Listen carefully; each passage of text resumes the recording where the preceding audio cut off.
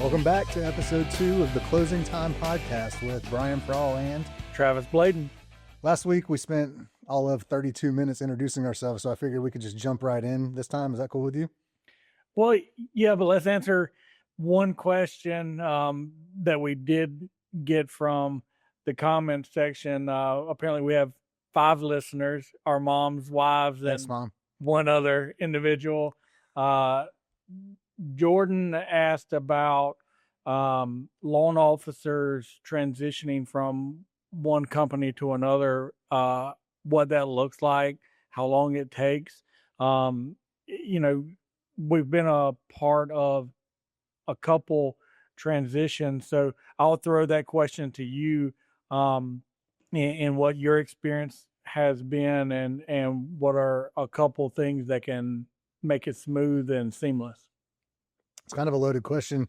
I guess I'll answer it in the fact of somebody transitioning from a different company to the company that we work for, because that's where we're at. So in general, transitioning in the mortgage world is hard because our sales cycle is long, right? I mean, you have typically a 30-day purchase contract. So from beginning to end, it's just tough to time when you would make that move because of the way that the licensing laws are. You can't do anything that would be a licensed activity at your new company until you're an employee and your license is held there. So it makes that timing difficult sometimes.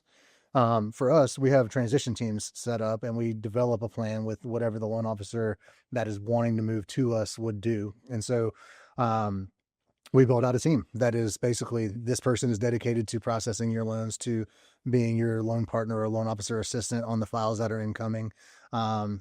Some people will just have a firm cutoff date. Like when Tripp made his move, when we partnered up, he worked his business at his previous company to zero and then started fresh on day one with us. A lot of loan officers find that difficult because it creates a 45, 60-day gap in your income sometimes. And so we, based on production levels, have the ability to offset some of that loss with some money to, it's like sign-on bonus essentially, or we can structure that as a salary or as a lump sum. At the end of the day, what you as a loan officer want to make sure of is that your clients and your referral partners are well taken care of in your transition. Yep. And so we understand that and we plan for that. And so we've built out a whole transition team that would help dedicate to making that transition as smooth as possible so that we, A, mitigate financial loss to the loan officer transitioning, and then B, make sure that your clients and referral partners are as well taken care of as you would have been able to take care of them at your current company. Yeah, and I think you want to make sure that as the company that you're transitioning to, it's our job to take the load off on the deals that you have going and that sort of thing, because as a loan officer who's going through a transition, you really want to focus on letting your referral partners and agents know what's going on, what's going on with the new company, that sort of thing, so that 90 days later, you're not seeing a dip in business because they have not been made aware of the reasons why and what's going on. And to go back to your first part, I mean, I think there is no right time. People go back and forth. It's like, do you want to transition in the winter when historically your business is going to be down a little bit? Or do you want to transition in the spring when you have a lot of reps or a lot of activity so you can learn the new systems really, really quickly? There's pros and cons to either. So people don't leave a company. Well, people leave a company or join a new company for one of two reasons. Either they're experiencing pain at their current company that can't be fixed, or there's such a great opportunity at the new company that it's worth the transition pain that you'll feel during that time period. And I don't know specifically about Jordan's situation and what pain he would be experiencing, but from working at CrossCountry, I think it's the greatest mortgage company that exists, for a lot of different reasons. But I think it's number one for a reason. Yep, I agree with you. All right. We'll move out of the comment section. I think episode 2, you had brought up that you wanted to discuss mindset. Mm-hmm. So kind of give us the parameters of what about mindset in particular you want to discuss, and let's jump into it. Yeah. And real quick before we do that, I did want to say thank you to at least the one listener that we had. So it means a lot that Yeah, absolutely. somebody listened. We appreciate it. Yeah, we were talking about mindset, and I am a big mindset person. I talk about it. I focus on it. I struggle with it sometimes. And so I think that in the context of our conversation, we were talking at some point about why a lot of different people fail in this industry. And I think it has a lot to do with mindset. And that goes both for loan officers and real estate agents. And a lot of people will come into the business thinking, I can do this as a side job and I can be okay at it. Or I can be a real estate agent and pick up a couple of deals from my personal business, or I can help a family and friend. And as soon as something difficult happens, if you don't have like an all-in mindset, we talked about in our last episode, Burn the boats, right? And so that people have heard that concept before. There's nothing groundbreaking that we were talking about, but I think that it doesn't get talked about enough as in a mindset of, I have to go all in on what I'm doing as a professional in order to be successful at it. And so when we were talking about that being a topic of this conversation, I just feel like the last three or 4 years post COVID have been pretty tough on a lot of people in our business. I mean, the data proves that out. You can see if you go look up how many loan officers were in the business during COVID, it was 450,000 or so, and versus today where it's less than 100,000. Yeah. I mean, 90, 70, something like that. A massive drop off. 75% of the people got out of the business, right? And so when you get into that scenario, it's because the business got harder. And so when rates were at 2, it's real easy to be a mortgage professional or a real estate agent. Like just like it was in 2006 and 7, right? It was, if you had a pulse and could fog a mirror, you could get a loan. Getting people approved wasn't difficult. Selling wasn't hard. Everybody wanted a house. Demand was so high. Like it was just like, I mean, literally, it was very easy to be a loan officer in 2005. Yeah, it was very numbers based versus relationship based. I mean, you could go find a loan literally anywhere during those times when rates were so low and everything was great, right? It matters more now, the mindset that you wake up with in the morning, the mindset that you take through your day and you go to bed with, that helps you build the relationships and do the hard things. I think for me, one of the big things that I learned from you and Trip that we talk about a lot is the leaning in mindset, right? I think we're very disciplined and purposeful with everything that we do. From getting up early in the mornings, I think that's a big thing for us. We both get up 5 a.m., 5:30 every day, and we have our gym time to keep our bodies healthy. We have our, devotion time. I do a gratitude journal. I'm actually starting to teach my kids to do gratitude journals, to have a positive mindset.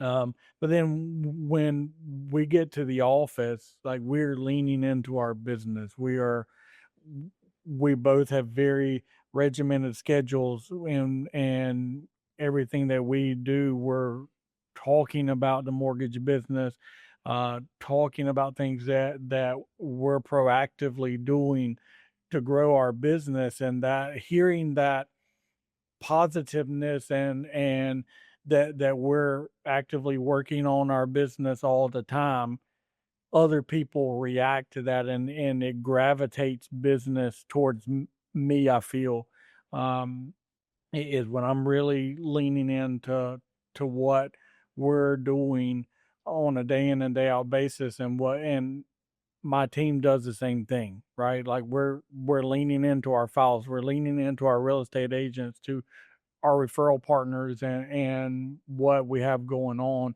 It builds positive momentum, and that's something that I learned from you guys.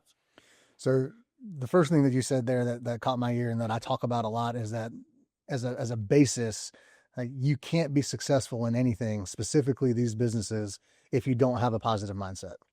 And there are a lot of people that I talk to that say transaction numbers are down. If you look at real estate data, it's a slow market. If you look at mortgage rates, they're higher than they were during the COVID time period. And so there's negativity that creeps into your mindset. And you as an individual, if you're in this business, have to do a good job of blocking that out and focusing on being positive about the things that you can control. I can't control mortgage rates. What I can control is my activity, right? I can't control the weather. I can control what time I wake up in the morning and what I do when I get to the office. The other thing you call it leaning in, Tripp calls it leaning in. I talk about the law of attraction. Yep. And I feel like, and I've proven this with personally and then with our teams over time, anytime that we have a concerted effort with proactive sales activity, good things tend to follow that. Right. And so I'm not wishing for a lead to come in. I am picking up the phone and calling a referral partner and trying to develop a relationship or help them. And the more positive I can be and the more proactive I can be, the better off my business is in the long run. The next thing is I see a lot of people that their production swings up and down with their motivation levels. And motivation is something that is very hard to sustain. That's a fleeting emotion. But discipline will always trump motivation in my mind. And that's something that I've applied to my business and my personal life more recently than ever before. But if I just woke up and made phone calls or tried hard when I was motivated to do so, I would try hard about 35% of the time.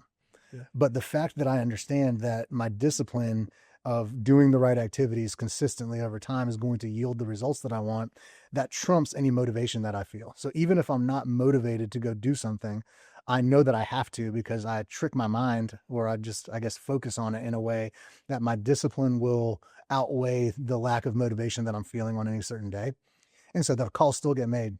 The thank you cards still get written. Yeah. The leads still get tracked. The business still gets done. Like all the things that I know I need to do on a day in and day out basis wouldn't always happen if I wasn't disciplined in my business. And so when we talk about mindset, like a positive mindset is a necessary, but also your discipline has to outweigh whatever lack of motivation you may be feeling on that day. I mean, I think the power of positivity, it can impact your life, not just in a professional way, right? Like I've successfully not watched a news show since March the 27th of 2020. Just because everywhere you go now, whether it's social media, news, TV, whatever, there negativity sells now. And so mainstream society forces that into your everyday life. And the more that we can block that out and stay positive and have positive beliefs, I think that impacts your discipline, right? Like if you're living in a negative mindset, it's gonna be hard to stay consistently disciplined, right? We know the things we have to do every single day. And so when you get in your feels or what's going on around you, sometimes can take away from that discipline. But I feel like that's a massively important thing that even like I talk to my kids about it on the way to school. Like I take them to school every morning and they get up some mornings and they're sleepy and I don't want to eat breakfast and I don't want to do this. And it's like, hey, you have the ability to make positive choices and that can impact your day. But on the other side of that coin, you being positive can have an impact on other people. And I think that goes for our business in particular.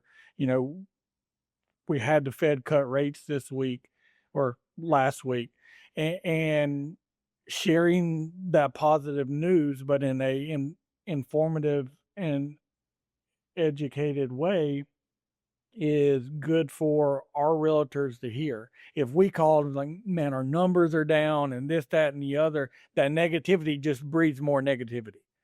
And so I think being positive is one of the biggest purposeful things that I do on a day in and day out basis with my mindset. Let's talk about something tactical real quick, because you mentioned our morning routines. And I am of the belief that anybody in these businesses, and I guess it would apply to any business, but having some sort of routine in the morning is important. And so if somebody's listening to this and they want to say, okay, I could apply that to my business, why don't you just take a minute and go quickly through what your morning routine is, and then I'll follow up with what I do. Yeah, and I I did not believe or think that your morning routine and getting up early and the things that you do in the morning matter. Um, it, Up until 2 years ago, I was very go with the flow in the mornings. I got up at 7:30, you know, grabbed some breakfast, took the kids to school, and rolled to the office. And I experienced a lot of burnout in all sides. So my morning routine now is I get my alarm goes off at 5. My feet are typically on the floor by 5:05. And I I go through, feed the dogs, dogs go out, do a couple of things around the house for the wife. So when she gets up, she's getting the kids ready. I'm going to the gym. And so I leave by 5:20, run by my office, turn all the lights on, all the TVs on, all that stuff for the staff. So when they get there, they typically get there before me. Everything's ready for them. Um, then I go to the gym 4 days a week. On the days that I don't have a Bible study that we go to at 6 a.m. with a group of guys. And so that leaves 2 Wednesdays a month that I drink coffee on the porch with my wife. Those Wednesday mornings, so I go to the gym, work out for 45 minutes to an hour, get in the sauna for 20 minutes. That's kind of my like Zen time. I don't, I've gotten to the point now where I don't even go to the gym unless I know I can get in the sauna. That's my reward. Um, that's my get my mentals ready for the day. When I get out of the sauna, I run to my truck, and the parking lot, my gratitude journal is in my truck. So I take 5 or 10 minutes there and I write 3 things down that I'm thankful for that day. And that's what I'm thinking about on my way home. I pull up in the driveway, kids hop in the car, drop them off at school. We're talking about what can we be positive in today to have their mindset getting it into school right. I come home, shower, um, speak with my wife for a few minutes, and I'm off to the office. And that's every single day, Monday through Friday. Um, Typically, I sleep in some on the weekends, but a business day starts out and runs the same way every single morning. I like that. Do you ever get off the routine? If like, obviously you travel and there's things that will throw you off the routine. Yeah, so we had a guys' weekend this past week, and so I left Thursday night after our baseball game, and um, Friday morning was odd waking up, not having a gym to go to. Sorry, I was just checking I didn't see an invite for the guys. So. Different group of guys. Shout out to the frat chat. But waking up that Friday morning, I had not planned in my head what to do. And so I wake up at 5 o'clock without an alarm. It's a non-word. It's like, I'm in. All right, let me just tell you mine, because Okay. I'm not as dialed in as you are on that. I am way more dialed in than I was a year ago, 2 years ago. Definitely earlier in my career, I did not have any of this figured out. But similar to you, my alarm goes off at 5. I have not been able to not hit snooze at least once. It's a 7-minute snooze. So 7 minutes later, I'm out of the bed. The first thing I do is go to the bathroom, weigh, and then brush my teeth and splash water on my face. For whatever reason, brushing my teeth first thing in the morning alerts my mind, wakes me up, and I don't know why, if that's a thing, but I do that every single morning. The first thing is I brush my teeth. And then I'll drink 2 glasses of water, and I'll go to my garage where I have a gym set up. And I'll do my 15 minutes I do a Bible app, and then I do like some Zen time, prayer time, alone time, just kind of meditate, I guess, pre-workout. And then I'll get my workout in, usually about 45 minutes. And then I'm coming inside, getting kids up, and we have kids at different schools. So one goes at 7, one goes at 7:30. So it's a little bit different, staggered a little bit. But that part of the morning routine is just helping them get ready, doing all that stuff. I am in the office by 8 or 8:15, depending on if I'm taking the middle schoolers to school. So either one of those times is about the same, right? So it's like call it 8 o'clock at the office. First thing I do is I log in and I write my 4 thank you notes. So every single morning, like you start with a gratitude journal, I'm starting with showing some level of gratitude to somebody I closed a loan for, somebody that applied, a real estate agent, a business partner, an employee. My wife actually got on me because I've been telling her how it's made my day better by starting it off showing gratitude in that way. And she said, well, why haven't you written me a note? Which is fair, like the most important person in my life, you know? Yep. And so I did, right? And so like, but I start each day off with showing some level of gratitude. And there's something about the mindset shift. To your point, like I avoid news as much as I can as well. I have to be very careful on social media with that because the way these algorithms work, you get stuck in these echo chambers where it's just nothing but whatever political side of the aisle you're on. You're just seeing things that Yep. it's all negative. Very, and you'll see there's a concerted effort from some people to create positivity on that. But if you get stuck in one of those negative echo chambers, it just creates this burden on you that's hard to overcome. And so you try to be careful with that, but then you start every day off with that level of gratitude. And then you have a team meeting. I think you have a team meeting Yep. every morning. So transitioning from personal into work, it's early wake up, workout, prayer time, alone time, whatever, meditation time. And then once you get to the office, it's, for me, it's start the day off with my thank you notes, which is, I considered a burden at first. I didn't enjoy it like I thought I was going to. Now I'm looking forward to opportunities to be able to show gratitude to somebody because I've realized how good it makes people feel receiving that. I think I need to change that about my routine. I do my thank you notes on Fridays. Um, but I think it has more impact and it's more fresh on your mind if you do it every morning. I think that's something I'm going to take away from this as instead of doing it all on Fridays, move that to a every morning occurrence to have that because I'm writing down what I'm thankful for, but I'm not thanking others for what they do.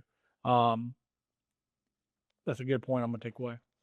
Well, and I'm going to take away that I like the fact that you have 2 mornings a month where you have coffee with your wife on your porch. That's a cool thing because it's hard. I mean, in our coaching group, in our personal lives, we're not dumb. So we understand that we have to be all in at work. We also have to be all in at home.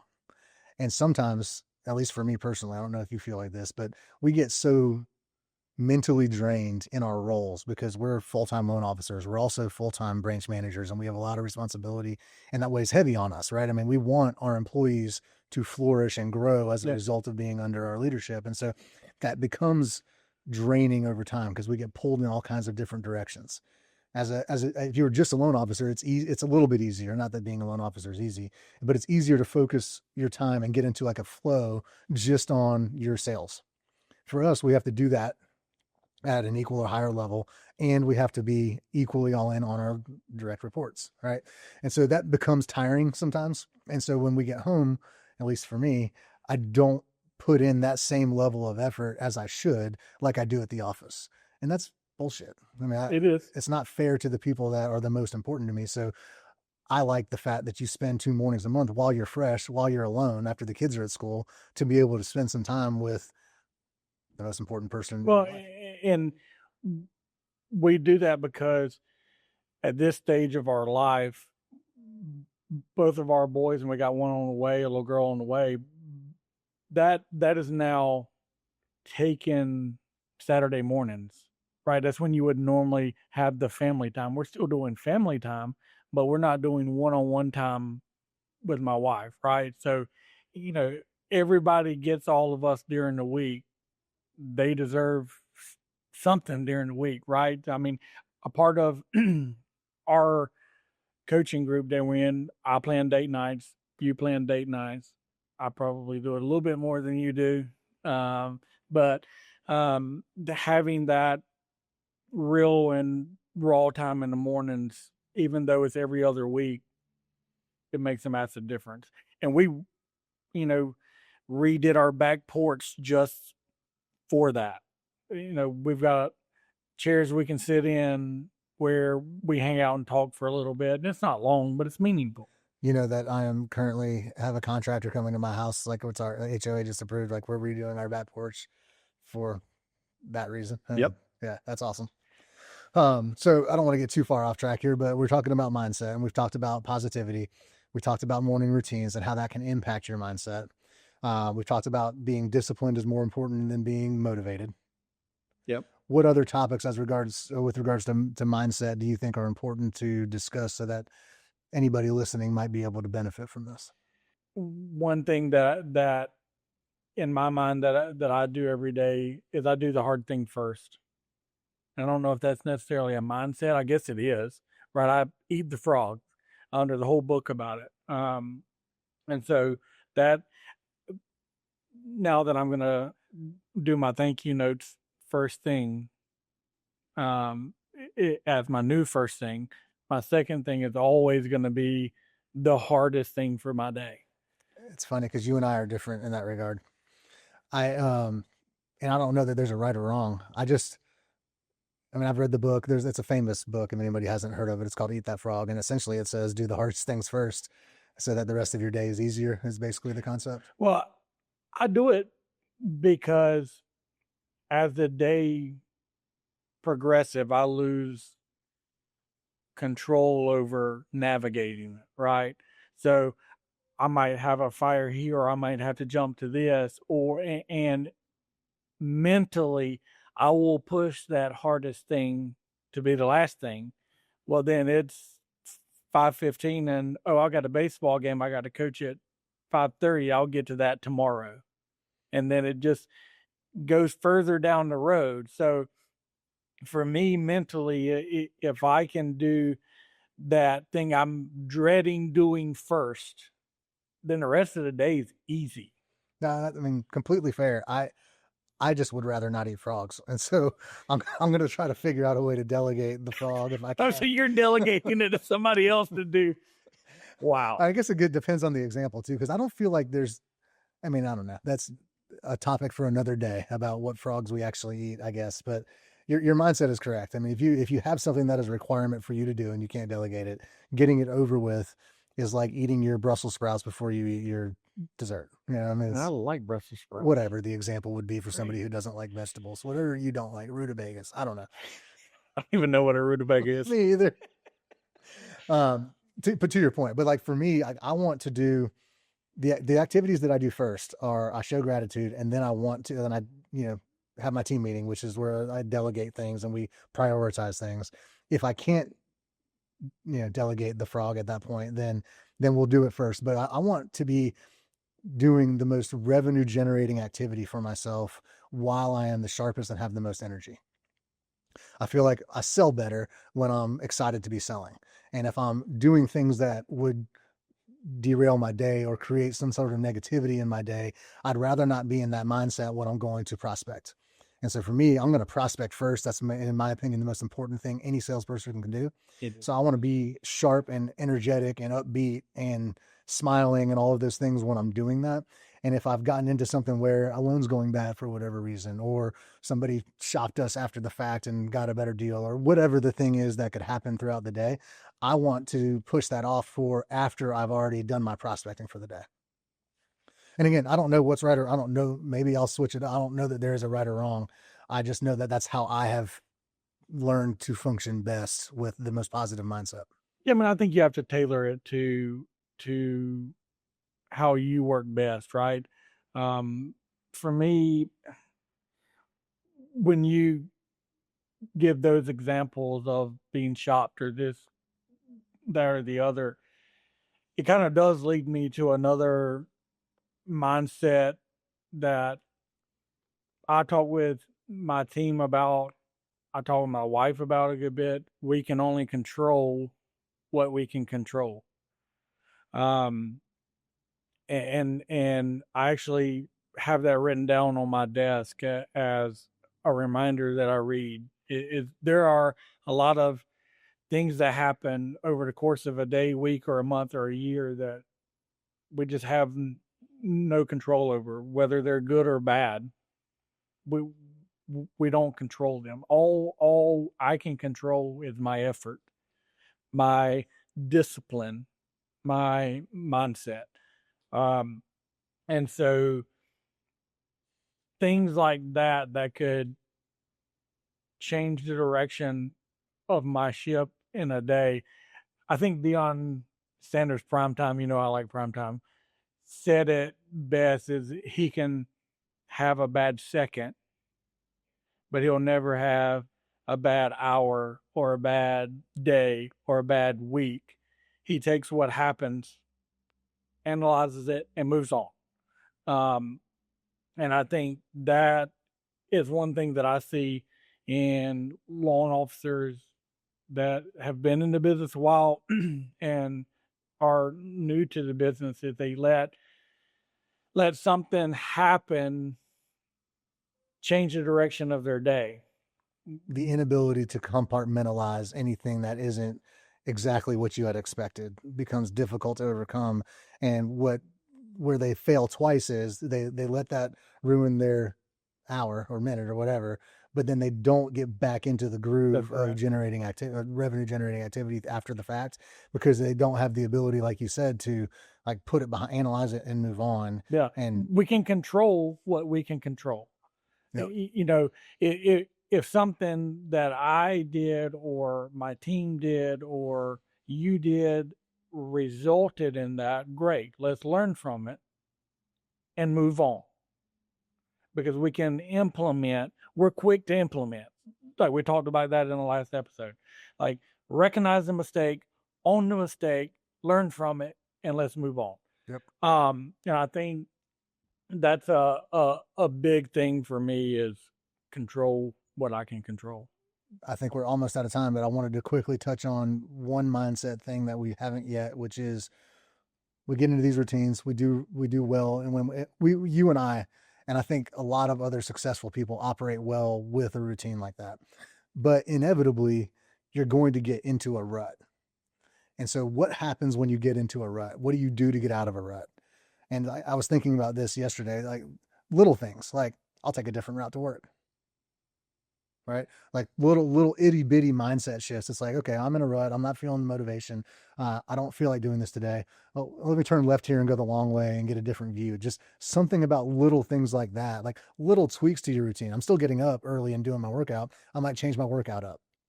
Right. I might, if I'm calling from a list, I might start at the bottom of the list instead of the top of the list. But like you got to avoid getting in the rut, because once that happens, if you're not cognizant of it, if you're not self-aware enough to realize that you have the ability to get yourself out of the rut, you're going to continue digging that rut deeper, and it's going to be even harder to get out of at that point. So I don't know if we even have time, but I'd love to hear some thoughts that you have on that. Yeah. I think that comes with experience, learning when the rut's coming. You have to set markers for yourself where you're starting to feel that coming. And for me, it's as simple as, I enjoy playing golf. So that's my rut killer, if you will, is I mean, immediately I need like an hour and a half break, or I need to leave today at 4:00 and I'm going to go play golf. And I can just leave it all out there, reset myself, and start over. I don't know that I adjust my routine. It's I may need to adjust my afternoon or adjust the morning to do something that relaxes me and allows me to get away from the hecticness of what's going on. But it's something that I think everybody has to set parameters around, understanding when it's coming, avoiding burnout. Fair enough. All right. Well, that's episode 2. Appreciate you guys listening. All 2 or 3 of you. We certainly do appreciate it, but come back for the next one. I appreciate you guys' time. Absolutely. We'll see y'all for episode 3.